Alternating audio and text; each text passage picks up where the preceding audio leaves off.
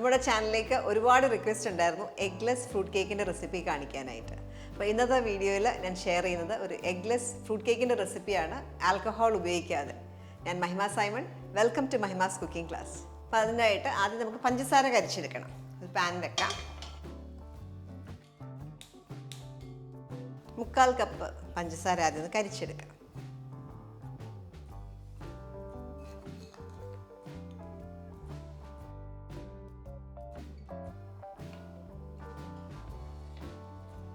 നല്ല dark colour ആവണം, അതുവരെ ഒന്ന് കാരമലൈസ് ചെയ്തെടുക്കുക.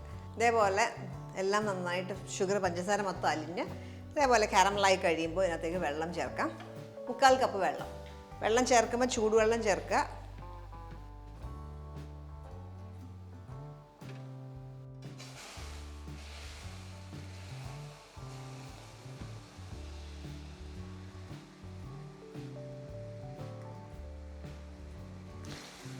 മുക്കാൽ കപ്പ് വെള്ളം ചേർത്തു. നന്നായിട്ടൊന്ന് മിക്സ് ചെയ്ത ശേഷം നമുക്ക് ഇതിനകത്തേക്ക് ഫ്രൂട്ട്സുകളൊക്കെ ചേർക്കാനായിട്ടുണ്ട്. ഞാൻ ചേർക്കാൻ പോകുന്ന ഫ്രൂട്ട്സ് അളവ് ഞാൻ കപ്പിൻ്റെ അളവും പറയും, ഗ്രാം വൈസും പറയും. ആദ്യം ചേർക്കുന്നത് ഒരു 30 ഗ്രാം ക്രാൻബെറി. ഒരു നമുക്ക് വാങ്ങിക്കാൻ കിട്ടും. ക്രാൻബെറി ഇല്ലെങ്കിൽ അതിന് പകരം ഏതെങ്കിലും ഡ്രൈ ഫ്രൂട്ട് ഉപയോഗിക്കാം. ഇപ്പം നമുക്ക് ക്രാൻബെറി, പ്രൂൺസ് അങ്ങനെയുള്ള ഫ്രൂട്ട്സ് ഇല്ലെങ്കിൽ അത് പറയുന്ന സ്ഥലത്ത് നിങ്ങൾക്ക് വേണമെങ്കിൽ റൈസിൻസോ അങ്ങനെ എന്തെങ്കിലും ഡേറ്റ്സോ ഒക്കെ ചേർക്കാം. ഇപ്പം ക്രാൻബെറി ഒരു 30 ഗ്രാം അല്ലെങ്കിൽ 1/4 കപ്പ്. മുന്തിരിങ്ങ, ഉണക്ക മുന്തിരിങ്ങ, ഇതും ഒരു 1/4 കപ്പ്. ഏപ്രിക്കോട്ട് നമുക്ക് വാങ്ങിക്കാൻ കിട്ടും, ഡ്രൈഡ് ഏപ്രിക്കോട്ടാണ്. ഇത് ഞാൻ 4 എണ്ണം ചോപ്പ് ചെയ്തെടുത്തേക്കുന്നതാണ്. പക്ഷേ 20 ഗ്രാമേ ഉണ്ടാകത്തുള്ളൂ. ഒരു 1/8 കപ്പാണ് എടുത്ത്. അടുത്തായിട്ട് 6 ഫിഗ്സ്, അത്തിപ്പഴം 6 എണ്ണം. അതുപോലെ ഉണങ്ങി നമുക്ക് വാങ്ങിക്കാൻ കിട്ടും, അത് ഇതുപോലെ ചോപ്പ് ചെയ്ത് എടുത്തേക്കുന്നതാണ്. ഒരു 6 എണ്ണം. ഗ്രാം പറയുവാണെങ്കിൽ ഇതൊരു 30 ഗ്രാമാണ് എടുത്തേക്കുന്നത്. കറുത്ത മുന്തിരിങ്ങ ഒരു 1/4 കപ്പ് നിറച്ച് എടുത്തേക്കുന്നത്, ഹീപ്ഡ് ആയിട്ട് എടുത്തേക്കുന്നത്. കറുത്ത മുന്തിരിങ്ങ എടുത്തത് ഒരു 50 ഗ്രാമാണ്. ചെറീസ്, ഇതേപോലത്തെ ചെറി ചോപ്പ് ചെയ്തതാണ്. ഇത് 1/4 കപ്പാണ് എടുത്തേക്കുന്നത്, 30 ഗ്രാം. ഡേറ്റ്സ്, ഈന്തപ്പഴം ഒരു 8 എണ്ണം എടുത്തേക്കുന്ന, കുരു കളഞ്ഞ് ഇതേപോലെ ചോപ്പ് ചെയ്തെടുക്കുക, ഒരു 50 ഗ്രാം. പിന്നെ ചെറിയ മുന്തിരിങ്ങ, ഇത് ബ്ലാക്ക് കറണ്ട് എന്ന് പറയും, ചെറിയ കറുത്ത മുന്തിരിങ്ങ, അത് നമുക്കൊരു 1/2 കപ്പ് എടുത്തേക്കുന്നത്, ഏകദേശം ഒരു 60 ഗ്രാം വരും. പിന്നെ 1 ടേബിൾ സ്പൂൺ ഇഞ്ചി, കാൻഡീഡ് ജിഞ്ചർ അല്ലെങ്കിൽ ഇഞ്ചി ഇതേപോലെ വിളയിച്ചെടുത്തേക്കുന്നതാണ്, കാൻഡീഡ് ജിഞ്ചർ. ടൂട്ടി ഫ്രൂട്ടി ഒരു 50 ഗ്രാം എടുത്തിട്ടുണ്ട്. ഇനി ഇതിലേക്ക് ഒരു 1/2 കപ്പ് പഞ്ചസാരയും കൂടെ ചേർക്കുക. ഒരു 100 ഗ്രാം ബട്ടർ. ഇതെല്ലാം കൂടെ കുക്ക് ചെയ്യുക.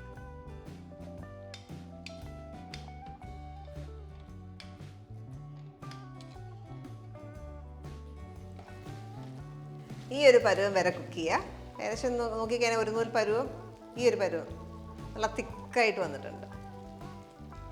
ലാസ്റ്റ് ഡ്രോപ്പ് വീഴുന്നുണ്ട്, അതേപോലെ വീഴുന്നൊരു സ്റ്റേജ് ആകുമ്പോൾ നിർത്തുക. ഇതിനകത്ത് നോക്കിക്കഴിഞ്ഞാൽ നമുക്ക് ആ ടെക്സ്ചർ മനസ്സിലാവും. ഈ ഒരു പരുവം ഓഫ് ചെയ്യുക. ഇത് ചൂടാറുമ്പോൾ ഒന്നുകൂടെ നല്ലതായിട്ട് തിക്കാവും. ഇത് നന്നായിട്ട് കൂളാവണം.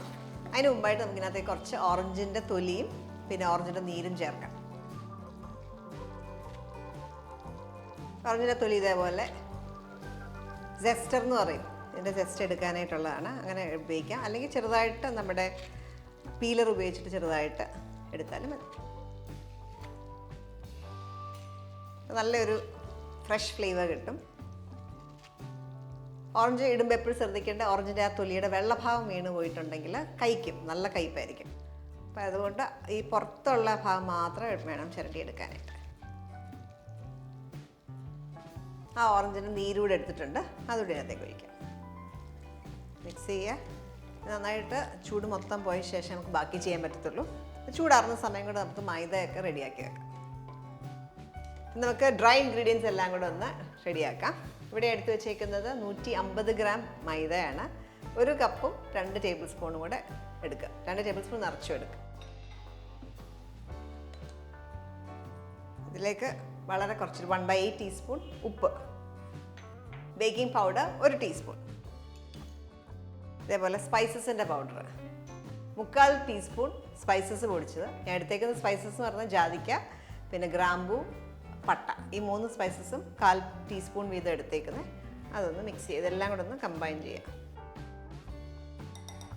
ഒന്നെങ്കിൽ വയർ വിസ്ക് ഉപയോഗിക്കുക, അല്ലെങ്കിൽ അരിപ്പയിൽ കൂടെ തള്ളിയെടുക്കുക. 2-3 പ്രാവശ്യം തള്ളിയെടുക്കുക. നമ്മൾ ഈ കുക്ക് ചെയ്ത മിക്സർ ചൂടാറി ഈ ഒരു തിക്നെസ് ഉണ്ട്. ഇതിനകത്തേക്ക് തൈര് ചേർക്കാനുണ്ട്. തൈര് 3/4 കപ്പ് തൈരാണ്. അതിലേക്ക് 1/2 ടീസ്പൂൺ ബേക്കിംഗ് സോഡയും കൂടെ ചേർക്കാം. ബേക്കിംഗ് സോഡയും തൈരും കൂടെ നന്നായിട്ടൊന്ന് മിക്സ് ചെയ്യുക. നന്നായിട്ടൊന്ന് പതഞ്ഞ് വരും. ഇനി ഇത് നമുക്ക് ഫ്രൂട്ട്സിൻ്റെ മിക്സറിലേക്ക് ചേർക്കാം.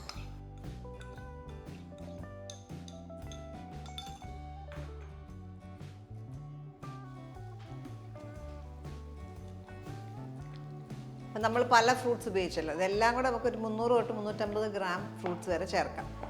അപ്പോൾ നിങ്ങൾക്ക് ഇല്ലാത്ത ഫ്രൂട്ട്സുകളൊക്കെ ഉണ്ടെങ്കിൽ അതിന് പകരം കയ്യിലുള്ള ഫ്രൂട്ട്സ് ഉപയോഗിക്കാം. മുന്തിരിങ്ങ മാത്രം, അല്ലെങ്കിൽ ടൂട്ടി ഫ്രൂട്ടിയും മുന്തിരിങ്ങയും മാത്രം വേണമെങ്കിലും ഈ ഒരു കേക്കിന് ചേർക്കാവുന്നതാണ്.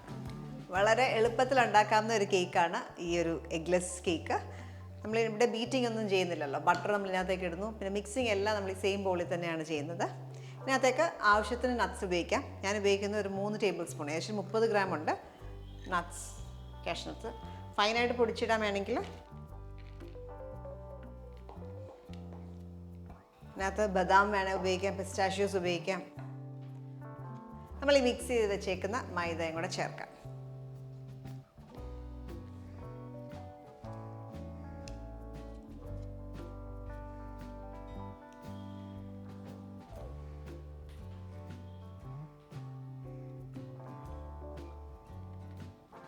മൈദ ഈ ഫ്രൂട്ട് മിക്സറിലേക്ക് നന്നായിട്ട് ഫോൾഡിങ് ചെയ്ത് ചേർക്കുക.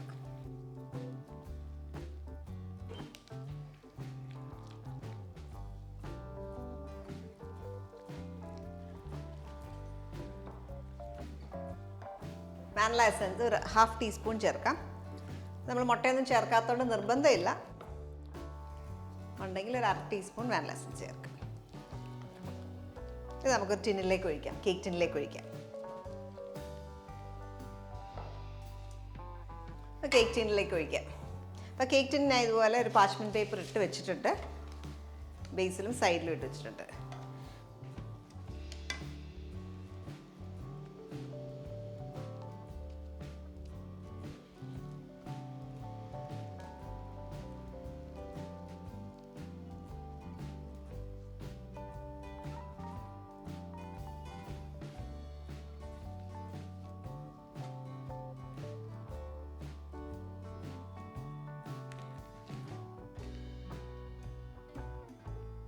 ഇതിലേക്ക് നമുക്ക് ഹോളായിട്ടുള്ള കാഷ്നട്ട്സ്, സ്പ്ലിറ്റായിട്ടുള്ള പകുതിയായിട്ടുള്ള കാഷ്നട്ട്സ് വെച്ചിട്ട് അറേഞ്ച് ചെയ്യാം.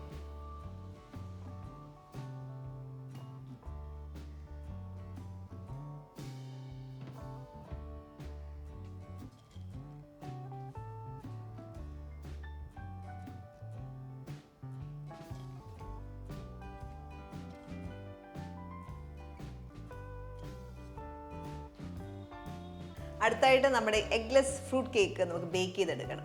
അപ്പം അവൻ ഇല്ലാത്തവർക്കാണെങ്കിൽ നമ്മൾ ഓൾറെഡി വീഡിയോ അപ്ലോഡ് ചെയ്തിട്ടുണ്ട്, അവനില്ലാത്തൊരു ബേക്കിംഗ്. ആ സെയിം രീതിയിൽ ഈ കേക്ക് കുക്കാവുന്ന വരെ ബേക്ക് ചെയ്തെടുക്കുക. അവൻ ഉപയോഗിക്കുന്നവർക്ക് 170 ഡിഗ്രിയിൽ പ്രീഹീറ്റ് ചെയ്ത് 10 മിനിറ്റ് പ്രീഹീറ്റ് ചെയ്യുക അവന്. അതിനുശേഷം ഇത് വെച്ച് ഒരു 45-50 മിനിറ്റ് ബേക്ക് ചെയ്തെടുക്കുക. കേക്ക് അവനിൽ നിന്ന് എടുത്തു, ഇപ്പോഴും ചൂടുണ്ട്. നന്നായിട്ട് ചൂടാറുന്ന വരെ വെക്കുക. അതിനുശേഷം നമുക്കൊരു കേക്ക് പ്ലേറ്റിലേക്ക് മാറ്റാം.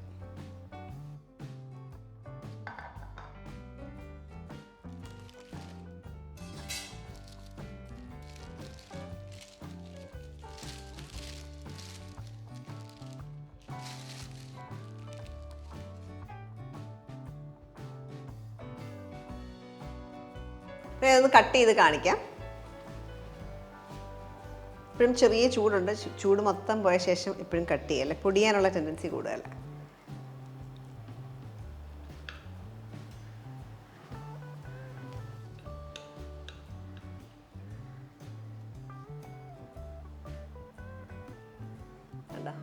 നല്ല ഫ്രൂട്ട്സ് നന്നായിട്ടുണ്ട്, നല്ല മോയിസ്റ്റാണ് കേക്ക്, ഒട്ടും ഡ്രൈ അല്ലാതെ പെർഫെക്റ്റ് ആയിട്ട് കിട്ടി.